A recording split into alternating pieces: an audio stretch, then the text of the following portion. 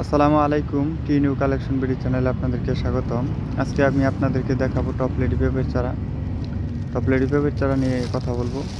এই যে চারাগুলি দেখতেছেন, এই চারাগুলি আমরা মাটিতে বীজ ফেলাইছিলাম প্রায় 40 প্যাকেটের মতো। তার মাঝে আপনার 800 থেকে 900 বা সর্বোচ্চ 1000 মতো চারা হবে জার্মেশন হয়েছে।